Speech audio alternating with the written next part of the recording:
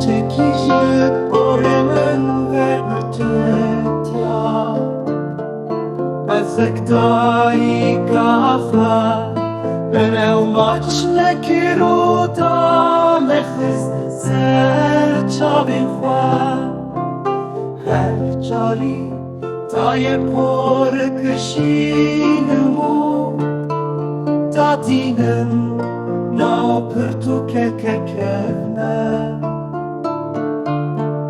Jiber ku ez naxwazim Kes min bir bike Kahramanê pirtûkên kevnebim Her wiha ez naxwazim Ezîzekî din bibînim Ji pên û sur û per û rêzan pêve Şevên min tijî xeyalim Wek pêlên deryayê Min di nava pelên pirtûkan de Binaxkire vîna xwe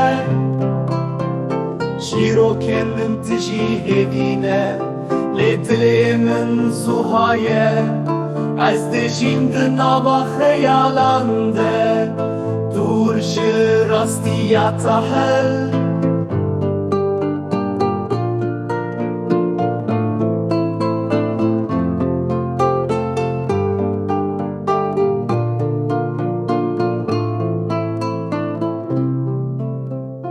Gerçeğin jiyanamin belav bûyîne her derê Wek belên payîzê li ber bayê çûyîne Wek belên payîzê li ber bayê çûyîne